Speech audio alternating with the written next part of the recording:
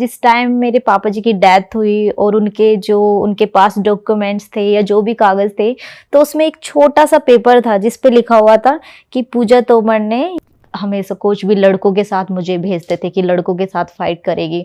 वो भी बहुत जोर से मारते थे, उनकी मार खा के भी आती थी रूम पे। तो बहुत ही चीजें ऐसी दिक्कत सी होती चली गई कि मैंने कहा चलो ठीक है। Hey guys, welcome to the reality pod. आज का एपिसोड बहुत ज़्यादा स्पेशल है क्योंकि जो हमारी गेस्ट है वो एक वर्ल्ड चैंपियन है। उनका नाम है पूजा तोमर। वो है एक MFN MMA वर्ल्ड चैंपियन। तो आइए जानते हैं उनकी लाइफ की हर उस डिटेल के बारे में जिससे आई एम श्योर आप बहुत ज़्यादा मोटिवेट होने वाले हो। तो चलो आ जाओ मेरे साथ। तो पूजा, टू बिगिन विद आप मेरे को थोड़ा सा ये बताओ कि MMA क्या होता है ये और कॉम्बैट स्पोर्ट्स से कैसे अलग है। MMA और कॉम्बैट गेम से बहुत अलग है। जैसे कि हमारा बॉक्सिंग है उसमें सिर्फ पंचेज होते हैं, रेसलिंग है उसमें टेक डाउन होते हैं, बट MMA एक मतलब मिक्स मार्शल आर्ट। MMA की जो फुल फॉर्म है वो मिक्स मार्शल आर्ट, मतलब जितने भी मार्शल आर्ट है उसका एक मिक्सअप है। तो इसमें एकदम रोड फाइट की तरह होती है, पंच, एल्बो, नी कुछ भी अटैक कर सकते हैं। अच्छा, अब हम थोड़ा सा उसमें चाहते हैं कि आप इस फील्ड में कैसे आए। तो जैसे आपका अर्ली चाइल्डहुड कैसा था, कैसे आप मोटिवेट हुए MMA को चूज करने के लिए। मैं बचपन से ही बहुत चीज़ें फेस की है, मैंने बहुत सारी प्रॉब्लम, जिसके कारण अंदर एक एग्रेशन आता चला गया। और उसके बाद मुझे ज़्यादातर लड़कों को मारने की इच्छा होती थी, क्योंकि हमेशा मेरी फैमिली में लड़के और लड़कियों को कंपेयर किया गया। मेरे पूरे ख़ानदान में लड़का होना चाहिए, लड़का होना चाहिए। तो फिर उसके बाद सिचुएशन बहुत ख़राब होती चली गई फादर के जाने के बाद। तो वो और एग्रेशन बढ़ता चला गया और वो एक कहीं ना कहीं MMA में कन्वर्ट हो गया। तो कौन कौन है आपकी फैमिली में। मेरी 2 सिस्टर है, मम्मी है। तो कुछ ऐसा था क्या कि लड़का होना चाहिए या ऐसा कुछ। हाँ, हमारा मतलब बहुत बड़ा परिवार है। मेरे ताऊ जी, चाचा जी, बहुत बड़ा खानदान है। तो पहले क्या था कि हम बहुत ही लो क्लास फैमिली से थे। खाने के लिए भी एक टाइम पे सोचना पड़ता था कि नेक्स्ट टाइम क्या खा पाएंगे वो चीज़ें। तो उस टाइम पे जब मैं पैदा हुई तो मेरे पापा को देख के चक्कर आ गया कि भाई तीसरी लड़की फिर से पैदा हो गई, 2 तो पहले थी। तो मेरे परिवार में भी थोड़ा पापा जी को ताने मारने की, भाई हाँ एक और लड़की हो गई, बेचारा क्या करेगा। तो आज भी इंडियन मेंटेलिटी यही है कि हमें लड़का चाहिए। और क्योंकि लड़कियों को उनकी भी गलती नहीं है, लड़कियों की शादी के लिए जो दहेज ये सारी चीज़ें देनी पड़ती है ना, उस वजह से प्रॉब्लम होती है। तो वही पापा जी को, एक तो हमारी सिचुएशन ऐसी थी, फिर वो एकदम उनके अंदर ये चीज़ें आई तो वो डर गए कि भाई अब क्या होगा। तो बहुत ही ये चीज़ें थी कि भाई नहीं लड़का चाहिए, लड़की नहीं चाहिए। तो बहुत सारी चीज़ें फेस करनी पड़ी। तो आपकी फैमिली में कोई और, जैसे आपके फादर, वो भी थोड़ा सा इंक्लाइंड थे टुवर्ड्स फाइटिंग या कुछ ऐसा। मेरे पापा एथलीट थे, वो मतलब स्प्रिंटर थे, तो कहीं ना कहीं वो स्पोर्ट्स से जुड़े हुए थे। तो उसके बाद वो हमेशा बचपन में हल्का हल्का, मुझे याद है आज भी कि वो बचपन में हमें बाहर रनिंग कराते थे। तो मुझे समझ नहीं आता था कि सारी दुनिया तो सो रही है और हम पता नहीं क्यों रोड पे भाग रहे हैं। मैंने कहा ठीक है होगा कुछ। तो उसके बाद फिर पापा जी हम लोग को लेके बहुत सीरियस हो गए कि भाई हाँ 3 लड़कियां हुई हैं, अब मुझे इनके लिए कुछ करना है। फिर मेरे पापा ने अपनी लाइफ में बहुत ग्रो किया, उन्होंने बिजनेस किया और हमें पूरे परिवार से अलग एक बहुत बड़ा घर लेके दिया जिसमें मेरी 3 बेटियां रह सकें। और वो 4-5 साल के अंदर उन्होंने इतना ग्रो किया। और उन 5 साल के बाद मतलब हमें कुछ भी नहीं दिखाई देता था, हमें सिर्फ अपने पापा दिखाई देते थे, हम बहुत प्यार करते थे। और उसके बाद जिस बिजनेस से उन्होंने स्टार्ट किया था वही बिजनेस में मतलब उनकी डेथ हो गई, उनका एक्सीडेंट हो गया। ट्रैक्टर का बिजनेस था, ट्रैक्टर से ही एक्सीडेंट हो गया। और उसके बाद तो लाइफ एकदम ऐसी लगी कि बस सब कुछ खत्म है। वो अकेलापन ना ऐसा लगने लगा, वो अकेलापन ही अंदर एक एग्रेशन और बहुत सारी चीज़ें वो पनप गई, पता ही नहीं चला। उनके जाने के बाद पड़ोसी तो पड़ोसी, घर वालों के ताने, अरे बेचारी एक तो पहले कोई नहीं था, भाई नहीं था, अभी पापा भी चले गए। और कोई भी आती थी औरतें मम्मी को बोलती थी कि भाई अब कैसे करेगी, कैसे जीवन चलेगा। तो हमेशा मुझे ना बचपन से ही लड़के के साथ कंपेयर करा गया। तो मुझे यही था कि मैं कुछ ना हो लेकिन मैं इनसे लड़कों से पीछे तो नहीं हूँ। तो हमेशा वो चीज़ें करना कि भाई हाँ मुझे आगे बढ़ना है। और अपनी सिस्टर को, जैसे मम्मी को कोई बोलता था या कभी कोई गुस्से में ताऊ जी या चाचा जी भी लड़के जाते थे, तो मुझे ऐसा लगता था कि अगर ताऊ जी ने मम्मी को या चाचा जी ने मम्मी को मारा तो मैं कैसे बचाऊंगी, या मेरी सिस्टर को किसी ने कुछ कहा। तो हमेशा उन्हें प्रोटेक्ट करने के लिए मैं जैकी चैन की मूवी देखना कि मैंने देख के सेल्फ डिफेंस कैसे कर पाऊंगी, तो वो चीज़ें करते करते करते करते MMA में आ गई। तो आप कितने साल के थे जब आपके फादर की डेथ हुई? 6-7 ईयर 6-7 ईयर्स के थे। तो तब तो आप पढ़ाई कर रहे होगे, तो तब आप पढ़ाई के साथ साथ ऐसी चीज़ें देखते थे क्या, जैसे आप बता रहे हो जैकी चैन की मूवीज एंड ऑल? हाँ, तब मैं पढ़ाई कर रही थी, मुझे स्पोर्ट्स का था कि हाँ मुझे कुछ ना कुछ स्पोर्ट्स करना था। मेरा ऐसा प्रॉपर नहीं था कि मुझे MMA करना है, बट मैं एग्रेसिव थी। तो एक नाम वो भी हुआ जिस टाइम मेरे पापा जी की डेथ हुई और उनके पास डॉक्यूमेंट्स थे या जो भी कागज थे, तो उसमें एक छोटा सा पेपर था जिस पे लिखा हुआ था कि पूजा तोमर ने ये विन किया। तो मम्मी, मतलब वो आया किसी ने मुझे, जब मैं बहुत छोटी थी तो मैंने वो सब ऐसे मैं बैठ के ऐसे देख रही थी, तो वो पेपर देख के मुझे वही लगा कि अगर इतना छोटा पेपर भी उनकी पॉकेट में निकला है तो पूरे वर्ल्ड में अगर मैं नाम करूंगी तो कितना, जहाँ पे भी होगी उनकी आत्मा को कितनी शांति मिलेगी, कितना अच्छा लगेगा। तो वो चीज भी मैंने सोची थी कि हाँ मुझे करना है। तो वो जो पेपर था वो आपने क्या करा था, वो किस चीज की क्लिपिंग थी? वो एक न्यूज़पेपर में आया हुआ था कि भाई मैंने शायद डिस्ट्रिक्ट था या कुछ था कि जिसमें मुझे स्कूल की साइड से वो लेके गए थे, चैंपियनशिप जीती थी। अच्छा, वो भी फाइटिंग ही थी क्या? हाँ, वो फाइट थी। ओके, इसका मतलब आप तो बचपन से ही आपके अंदर वो फाइटिंग स्पिरिट थी, और बिकॉज आपके फादर भी एक स्पोर्ट्स बैकग्राउंड से थे तो वो आपके अंदर और अच्छे से आता गया। पूजा, कुछ इस बारे में बताओ, आपकी सबसे ज्यादा मेमोरेबल फाइट कौन सी रही है? मेमोरेबल फाइट मेरी रही है वो वन चैम्पियनशिप फाइट। मैं एक खेलने गई थी, तो उस वक्त क्या हुआ कि जो मेरे साथ एक कॉर्नर, पहली बात तो जो भी फाइट होती है उसके साथ एक टीम जाती है कि भाई 2-3 बंदे या 2 बंदे भी साथ में जाते हैं। तो उस वक्त मेरे साथ कोई नहीं था। जो मेरे साथ कॉर्नर जाने वाला था वो, जैसे मेरी रात की फ्लाइट है तो वो मॉर्निंग में फ़ोन करते हैं, पूजा सॉरी मुझे तो छुट्टी नहीं मिल पाएगी और मैं तो नहीं जा सकता। तो मैं तो बैठ के रोने लगी, 2 घंटे तो मैं रोई कि मुझे एटलीस्ट मेरे उस ब्रेक में कोई पानी पिलाने वाला तो हो, अब कोई नहीं जाएगा मेरे साथ में। तो फिर मैंने एक फ्रेंड को कॉल किया कि यार तू चल सकती है क्या मेरे साथ में? तो फिर बोल रहे चलो पूजा मैं चलती हूँ। तो मेरे से नेक्स्ट डे उसकी फ़्लाइट थी, और उसी टाइम क्या होता है कि मेरा लगेज मिस हो जाता है। जैसे ही मैं वहाँ पे जाती हूँ, इंडोनेशिया पहुँचती हूँ, तो वहाँ पे मैंने कहा मेरा लगेज, वो बोल रहे कि आपका तो लगेज है ही नहीं मेरा। फिर वन चैम्पियनशिप जहाँ पे होती है उस इवेंट में मैं जाती हूँ, बोलते पूजा आपका ओपन वर्कआउट है, आप ड्रेस चेंज करके आओ। मैंने कहा मेरा बैग ही मिस हो गया, मैं कहाँ से ड्रेस चेंज करके आऊँ? तो वहाँ से एक पाकिस्तानी बंदा आता है, बोलता है कि बाजी आप ये टाइटी पहन लो। मैंने कहा इस पे तो पाकिस्तान लिख रहा है, आप तो वैसे निकलवा दोगे मुझे। तो मैं बड़ी परेशान, पर वो था कि वो शाम तक मेरा बैग आ गया, चलो वो सारी चीज़ें फेस हो गई, ठीक है।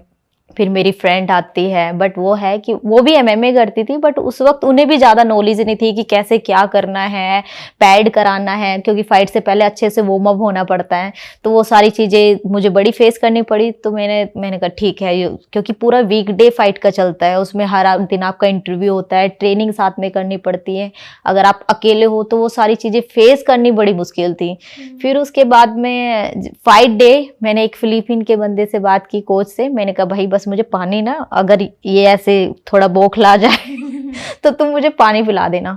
तो बोले कोई परेशानी नहीं पूजा, और हम ब्लू कॉर्नर में सब विन कर रहे हैं और तुम भी जरूर विन करोगी, चलो।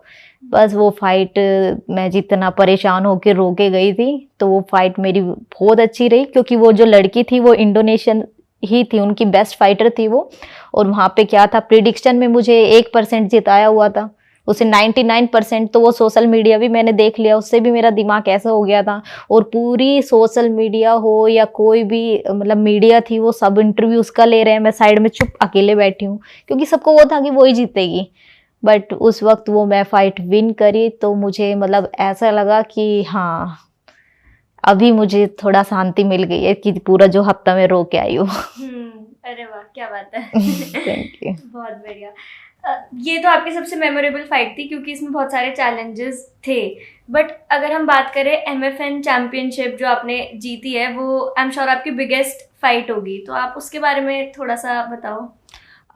ऐसे तो मेरी दो दो फाइट जो मेरी बेल्ट की हुई, दोनों ही बिगेस्ट फाइट है मेरे लिए, क्योंकि वन चैंपियनशिप में एक बड़े प्लेटफॉर्म में किसी से हारना और उसी लड़की को फिर इधर अपने इंडियन लीग में बुला के उसे हराना, तो वो भी मेरे लिए एक बड़ी थी। बट जो लास्ट टाइम मैं फाइट जीती हूँ, ये मेरे लिए थोड़ा चैलेंज भरा रहा था, क्योंकि इस फाइट मेरी पहले किसी चाइना की लड़की के साथ फाइट थी बेल्ट डिफेंड के लिए, बट कुछ प्रॉब्लम की वजह से वो फाइट हट गई थी, क्योंकि हमारी दोनों, मैं भी स्ट्राइकर वो भी स्ट्राइकर थी। और बट जैसे ही मुझे 1.5 मंथ पहले पता चलता है कि पूजा नहीं, आपकी रशियन से फाइट है, और वो रशियन एक तो मुझसे इतनी लंबी थी, हाइट में बहुत ज़्यादा लंबी, और मतलब फिर आपकी कितनी और उनकी कितनी होगी? मेरी 5 पॉइंट समथिंग 2 समथिंग है, वो 5.7 थी। अरे हाँ, तो बहुत ज़्यादा डिफरेंट था। तो उसके बाद फिर थोड़ा कोच को मैंने कहा कोच मैं स्ट्राइकर हूँ और वो इतनी लंबी है तो मेरे पंच भी नहीं जा पाएंगे, मैं बहुत उसमें। कोच ने बोला कि नहीं पूजा, आप चैम्पियन हो, और चैम्पियन वही बनता है जो हर किसी चीज़ के लिए रेडी हो, हर किसी के लिए, तो तुम कभी ऐसे ना नहीं बोल सकते हो। मैंने कहा हाँ कोच, ना तो नहीं, बट मुझे थोड़ा कह रहे कोई कन्फ्यूज़न नहीं, तू चैम्पियन है, क्योंकि तेरे अंदर चीज़ें हैं चैम्पियन बनने की। इस फाइट को हम हाँ बोलते हैं, इसके लिए रेडी होते हैं। और बस उस दिन से कोच ने, जैसे ही मेरी फाइट चेंज हुई, उस दिन से कोच ने रात दिन इतनी मुझे ट्रेनिंग होती थी ना, मुझे खुद नहीं पता रहता था कि मैं कब रूम पे आई हूँ, कब मैं सो रही हूँ, कब मुझे खाना है। मतलब ऐसी हो गई थी ना, लाइक एक्सप्लेन नहीं कर सकते हम उस कैंप को कि मेरा वो कैसा कैंप गया था। बहुत ज़्यादा हार्ड कैंप था, क्योंकि हमेशा कोच भी लड़कों के साथ मुझे भेजते थे कि लड़कों के साथ फाइट करेगी, वो भी बहुत ज़ोर से मारते थे, उनकी मार खा के भी आती थी रूम पे। तो बहुत ही चीज़ें ऐसी दिक्कत सी होती चली गई कि मैंने कहा चलो ठीक है, नहीं मुझे तो जीतने हैं ये फाइट। और वो लड़की का जो था, MMA में striking, take down, ground game सब होता है, तो मेरा ग्राउंड गेम वीक था, वो ग्राउंड गेम में बेस्ट थी वो लड़की, तो मुझे थोड़ा डाउट था। कोच ने बोला कि कुछ भी हो हमें ग्राउंड पे नहीं जाना है, तुम स्ट्राइकर हो, स्ट्राइकिंग खेलोगे। बस फिर हम ठीक है आ गए यहाँ पे। फाइट वाले दिन कोच पीछे खड़े थे, बस चिल्लाते रहे नो टेक डाउन। मैंने कहा यस कोच। और क्योंकि जो बेल्ट की फाइट होती है वो 5 राउंड की होती है, आपकी 30 मिनट कंटिन्यू, आपके अंदर इतना स्टैमिना और इतनी स्ट्रेंथ होनी चाहिए कि आप आधा घंटा कंटिन्यू लड़ सको। और वो फाइट मेरी 4 राउंड चली, और मैंने 4 राउंड उसको, मतलब उसके ऊपर हावी थी मैं अपनी स्ट्राइकिंग से। तो वो ये कि हाँ, तो वो एक मेरे लिए बहुत अपने आप में एक बिगेस्ट लगता है कि मैंने बहुत बड़ी चीज अचीव की है। तो मतलब आप वो पांचों राउंड उनसे जीत गए? मैं चौथे राउंड में उसको फेस किक की मैंने। फेस किक में शायद उसने बोला कि उसका हाथ टूट गया था, तो उसके कॉर्नर ने वहां पे मना कर दिया था कि आगे नहीं खेलेगी। अरे वाह, हाथ ही तोड़ दिया। जैसे कि पूजा, स्पोर्ट्स में बहुत सारी इंजरीज होती है, तो कौन सी ऐसी मेजर इंजरीज है जो आपको लगता है कि आपको अब तक वो दिक्कत दे रही है? मुझे वैसे दिक्कत तो नहीं दे रही है, बट मुझे जो इंजरी हुई थी फर्स्ट टाइम बचपन में हुई थी, वो जो मैं फाइट खेल के आई थी, शायद 8-9 क्लास में थी मैं, वुशु की फाइट खेली थी वो। उसमें क्या हुआ था, वो सामने वाली लड़की बॉक्सर थी वो, तो वो वुशु भी एक किक बॉक्सिंग की तरह गेम है जिसमें टेक डाउन भी होते हैं। तो उसने जैसे पंचेस किए मेरे फेस पे, तो मुझे नाक पे ऐसे लगा कि उस टाइम मुझे चक्कर आ गए, मैं नॉकआउट हो गई। मुझे पता नहीं था कि नॉकआउट क्या होता है, चक्कर आ गई। तो मैंने पूछा कि क्या हुआ था मेरे साथ, उन्होंने बोला कि उसने तुझे पंच किए काफ़ी सारे, और उसके बाद तो बेहोश हो गई, ऐसे गिर गई। बेहोश भी नहीं, बट थोड़ी सी ऐसे हो गई थी। तो मैंने सोचा हाँ मेरी नाक वीक है। तो मैं घर आके मैंने एक बैग खरीदा कपड़े का, उसके अंदर लकड़ी वाला बरूदा भरा, और रूम के अंदर नीचे जाके बंद कर लिया अपने आप को। और उस पे इतने पंच, अपने फेस पे भी पंच किए, उसके ऊपर भी पंच किए कि मेरी नाक से मतलब ब्लड आना स्टार्ट हो गया। मुझे खुद नहीं पता था, मेरे अंदर हमेशा बचपन से इतना एग्रेशन रहा ना, अगर मैंने किसी चीज़ से अगर मैं लूज हुई ना, तो मुझे ऐसा लगा कि मैं हारी क्यों हूँ। हमेशा ये क्वेश्चन चलता रहा कि मैं क्यों हारी हूँ, किस कारण से हारी हूँ, और उस कारण से अगर हारी हूँ तो मुझे उसे ख़त्म करना है।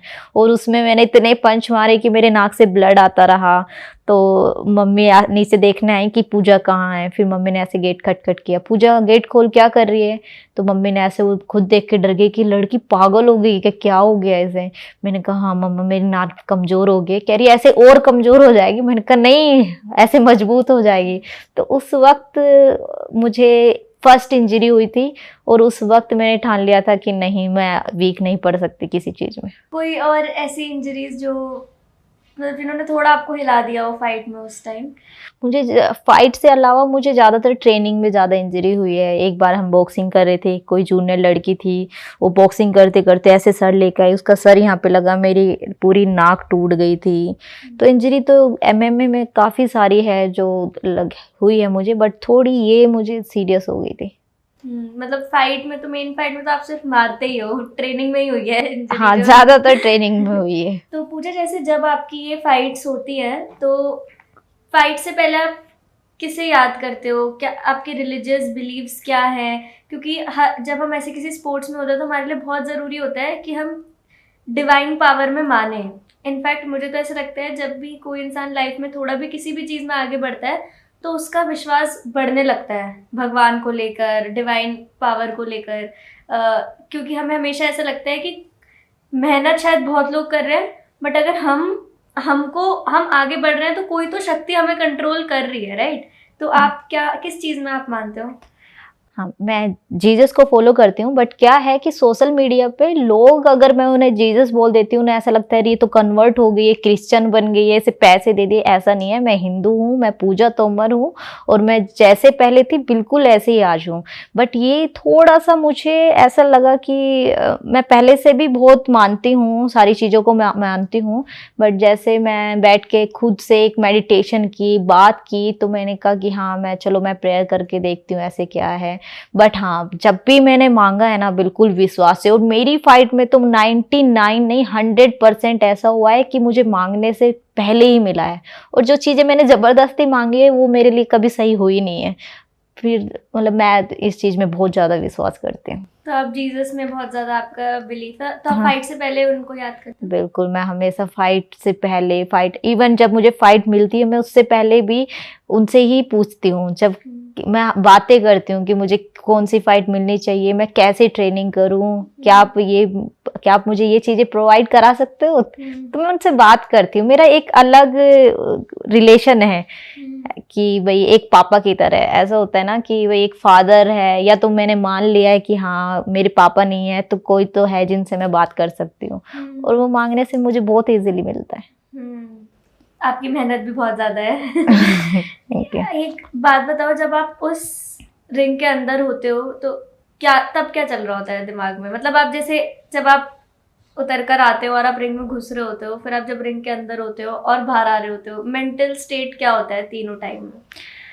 ये बहुत अलग लेवल होता है। ये मतलब आपको मेंटली बहुत स्ट्रोंग होना पड़ता है इस चीज़ के लिए। आप कितनी भी ट्रेनिंग कर रहे हो, कुछ भी कर रहे हो, लेकिन एक जब हर स्पोर्ट्स की मैं रेस्पेक्ट करती हूँ, बट जो एमएमए एक स्पोर्ट्स है ना, आपको पता है कि आप एक केज के अंदर जाओगे, आपको मार खानी भी है, क्योंकि ऐसा नहीं है कि आप वन साइड फाइट खत्म कर दोगे। आप अगर एक अच्छे लेवल पे आते हो तो आपको अपोनेंट भी अच्छा ही मिलता है, ऐसा नहीं है। तो इसीलिए वो मार खाने के लिए एक मेंटली स्ट्रोंग होना बहुत ज़रूरी है। और जब आप एक फाइट रूम से उस केज तक जाते हो, आपको पूरा ऑडियंस देखता है, पूरा आपको पता है कि लाइव टेलीकास्ट हो रहा है, सब लोग आपको इस फाइट के लिए देखने जा रहे हैं, तो मेंटली बहुत स्ट्रोंग होना पड़ता है। लेकिन जब आप फाइट के अंदर आ जाते हो, मैं तो अक्सर ऐसा करती हूँ, मैं हमेशा अपने अपोनेंट के आई कांटेक्ट करती हूँ, क्योंकि वो चीज़ें मुझे अपने आप में बहुत स्ट्रोंग करती है। मैं आई कांटेक्ट नहीं हटाती। मुझे ऐसा लगता है कि जितना मैं उसको देखूंगी ना, क्योंकि मैं उसकी आंखों से पढ़ लेती हूँ कि हाँ ये कितना वीक होता जा रहा है। तो आप आंखों से डराते हो? ज्यादातर मेरा यही रहता है। फिर जीतने के बाद जब आपका इंटरव्यू वगैरह होता होगा बाहर आकर, तो उसमें भी आप उसी स्टेट में होते हो क्या जो रिंग के अंदर होता है, या फिर तब खुशी? हाँ नहीं, तब तो एकदम रिलैक्स हो जाता है। ऐसा लगता है कि हाँ बहुत सारी चीजें थी, खत्म हुई है, बिल्कुल रिलैक्स और एक खुशी वाला माहौल होता है। पर तब जो आपको चोट लगती होगी उसमें तो डेफिनेटली दर्द हो ही रहा होता होगा ऑल दिस वाइल? सीरियसली मैं चाहे मैं वो फाइट जीतती हूँ चाहे हारती हूँ, बट मुझे वो कभी फील नहीं हो, मतलब वो पेन होता है ना आपको, एक जीत के बाद ना वो पेन में भी खुशी होती है।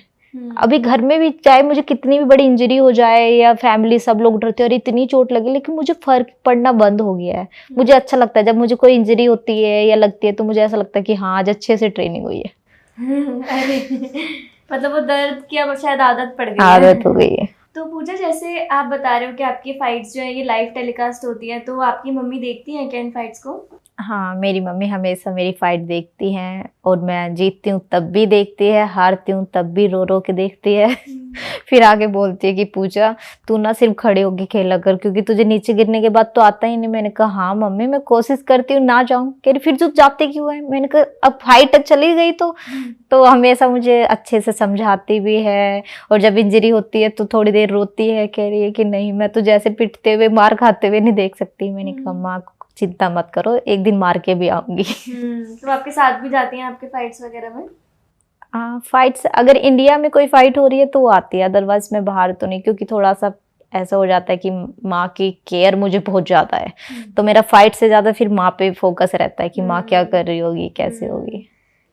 बट एज अ मदर उनके लिए भी कितना डिफिकल्ट है, क्योंकि मम्मी तो बच्चों पे खरोच भी नहीं देख सकती, बट मतलब उनको भी पूरा टाइम लगाओगे समझने में कि एक स्पोर्ट है, इसमें ऐसा होता है, और ये सारी चीजें नॉर्मल है, राइट? हाँ, बट मम्मी ने हमेशा मुझे बचपन से रफ और टफ बनाया है। हमें खेती कराती थी जबरदस्ती ले जाके, कि भाई हाँ अगर कोई खेती करने के लिए भी मजदूर लगाती थी, उन्हें भी हटा देती थी कि नहीं पूजा करेगी। तो हमेशा मम्मी को ये था कि लड़का नहीं है तो मुझे लड़कों से ज्यादा पूजा को स्ट्रॉन्ग बनाना है। तो मुझसे सारे जितने भी टफ काम थे, वो हमेशा खेती से जुड़ा हो या कुछ भी हो, तो हमेशा मम्मी वही सब कराती थी मुझे।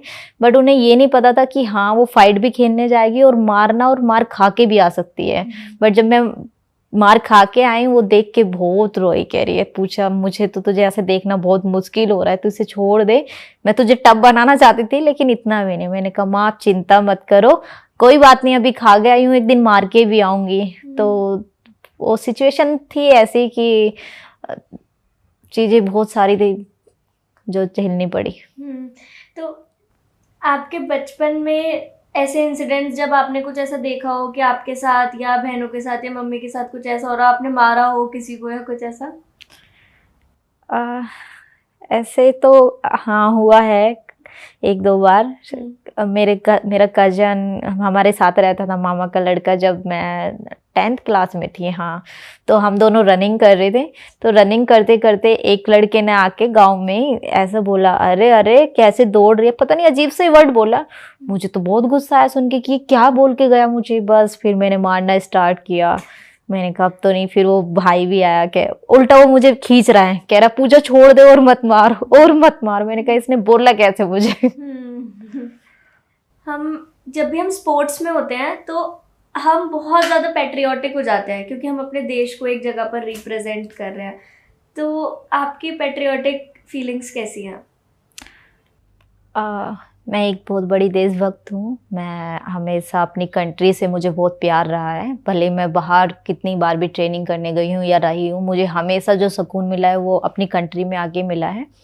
और इंडिया को रिप्रेजेंट करना एक अलग ही फीलिंग है। और आप जब विन करते हो, आप फ्लैग के साथ होते हो, तो आपको ना ऐसा लगता है कि दुनिया में कोई ऐसी फीलिंग है ही नहीं सच में। मतलब सबको कुछ भी मिल जाए, बट आप एक अपने इंडिया का फ्लैग, अपने कंट्री का फ्लैग लेके अगर आप बैठे हो या विन कर रहे हो, तो वो चीज़ें अलग ही फील होती हैं।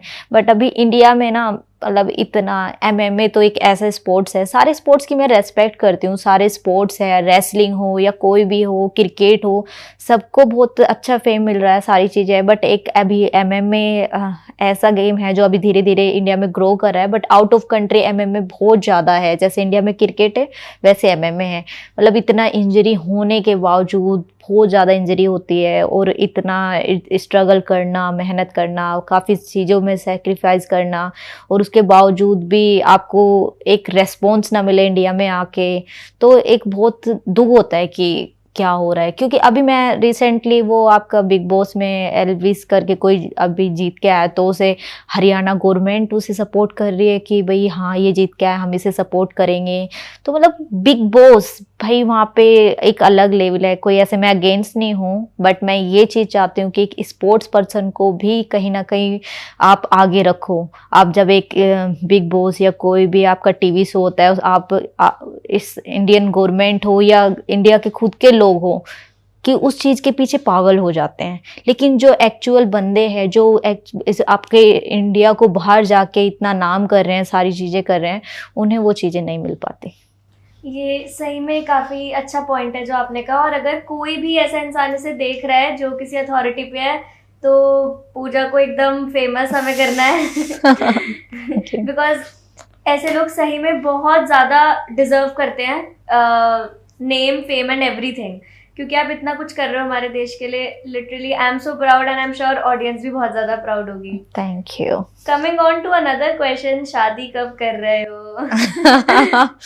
शादी का तो अभी कोई ऐसा प्लान नहीं है, क्योंकि मैं ऐसे एक स्पोर्ट्स में हूँ, तो मुझे ना कभी एक वो चीज़ नहीं मिली कि हाँ मैं किसी के साथ रहूँगी। वो चीज़ें सामने वाला समझ पाएगा नहीं कि भाई हाँ ये एमएमए में है, कि भाई कल मैं जाके बोलूँ मुझे यहाँ इंजरी है, यहाँ पेन है, उन्हें ऐसा लगे कि भाई ये तो लड़की इसी चीज़ में है। तो मुझे वो चीज़ें नहीं मिल पाई, तो अभी कोई ऐसा प्लान नहीं है कि मैं शादी करूं। अभी मैं अपने स्पोर्ट्स में ही कंटिन्यू करना चाहती हूँ, और जिस दिन मेरा खुद का एक सपना है वो पूरा हो जाएगा, तो तब देखो। सपना क्या है? मेरा सपना है UFC चैम्पियन बनना। अभी हाँ मैं MFN वर्ल्ड चैम्पियन हूँ, तो एक वो भी मुझे पाना है कि हाँ मैं एक दिन मेरे पास UFC की बेल्ट हो। और आज नहीं तो मैं ये जानती हूँ जिस दिन वो होगा उस दिन पूरा इंडिया देखेगा मुझे। तो आप थोड़ा सा बताओ MFN UFC, आप थोड़ा ब्रेक डाउन कर सकते हो कि कैसे अलग अलग ये क्या क्या लेवल्स है इनके, क्या चीज़ टॉप पर है, क्या कैसे है? हाँ लेवल तो मैं ऐसे नहीं बता सकती आपको कि क्या लेवल है, बट मैं ये मिक्स मार्शल आर्ट MMA एक चीज़ है कि भाई हाँ ये गेम है MMA, बट एक कंपनी अलग होती है। जैसे MFN मैट्रिक्स फाइट नाइट, ये टाइगर श्रॉफ फैमिली है, उनकी मदर से इंडिया में अभी चला रही है। और मैट्रिक्स वो वन चैम्पियनशिप एशिया की नंबर 1 लीग है, मैं उसमें भी पहले फाइट कर चुकी हूँ। बट अभी जो MFN का लेवल है वो कहीं ना कहीं बहुत ऊपर, मतलब उस लेवल तक जाता जा रहा है। फिर सबसे नंबर 1 जो है वो तो UFC है, वो तो वर्ल्ड नंबर 1 है, उसका एक अलग लेवल है। इंडिया से कोई पहुंचा अब तक UFC में?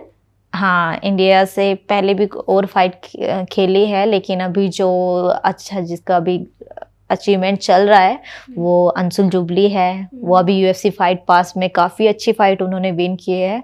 और मेरे भी अच्छे दोस्त हैं, हम साथ में ट्रेनिंग की है हमने इंडोनेशिया में। तो उनका एक डेडिकेशन है कि भाई हाँ मुझे भी एक बार UFC वर्ल्ड चैम्पियन बनना है।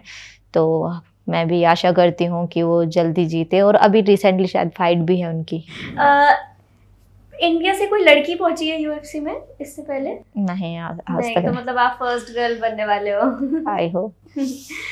तो पूजा आप थोड़ा सा ये बताओ कि क्या प्रोसेस है, अगर जो हमारे ऑडियंस देख रहे हैं अगर उनको MMA में आना है तो what is the process, what is the road map? India में अभी काफ़ी ऐसे नहीं है कि काफ़ी सारी एकेडमी है जहाँ पे आप जाके MMA तुरंत स्टार्ट कर दो, क्योंकि प्रॉपर नहीं है। छोटी छोटी एकेडमी है कि आपको कहीं से ग्राउंड गेम BJJ सीखना मिल रहा है, कहीं से आपको स्ट्राइकिंग। बट मैं ये बोलती हूँ जैसे आप बेस्ट रेसलर हो या बॉक्सिंग आपको आती है, क्योंकि मैं पहले वुशु करती थी, ये एमेच्योर खेलती थी। वुशु एक गवर्नमेंट से रिकॉग्नाइज गेम है, तो वुशु के बाद मैंने MMA स्टार्ट किया है।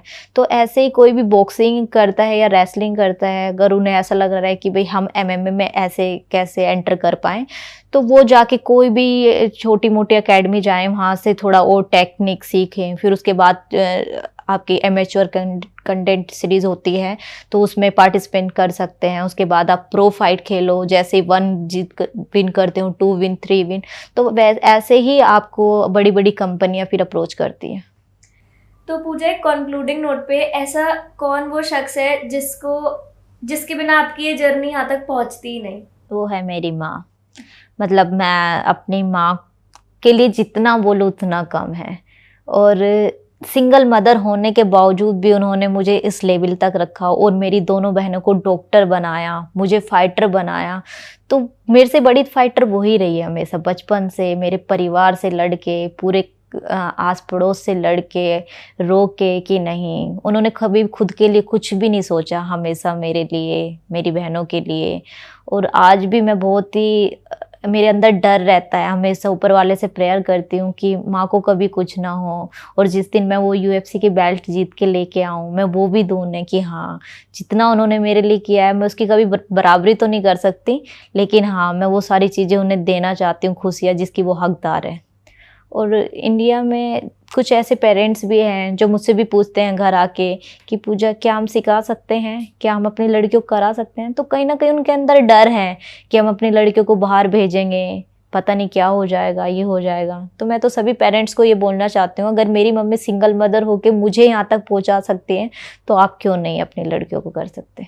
डेफिनेटली, बहुत ही अच्छा लगा मुझे ये पूरा एपिसोड शूट कर। और अब हम दोबारा तब मिलेंगे जब आप UFC चैंपियन बन जाओगे। बिल्कुल बिल्कुल। तब हम दोबारा से एक पूरा पॉडकास्ट शूट करेंगे एंड आई एम श्योर ये जल्दी से होगा। Thank you so all the much. Best and thank you अपना प्रेशियस टाइम हमें देने के लिए। थैंक यू सो मच रिया। अगर आप इस एपिसोड में यहाँ तक पहुंचे हो तो आई एम श्योर आपको पूजा की जर्नी बहुत ज़्यादा इंस्पायरिंग लगी होगी। आपको पूजा की जर्नी कैसी लगी और आपको उनसे और क्या क्या क्वेश्चंस पूछने हैं सब कमेंट्स में डाल दो। और रियलिटी में हम ऐसे बहुत सारे पॉड्स आपके लिए लेके आते रहेंगे, इसलिए मेक श्योर कि आप सब्सक्राइब कर दो, क्योंकि आपका ये subscribe can mean a lot to me. So thank you for watching and wait for the next episode. Bye bye.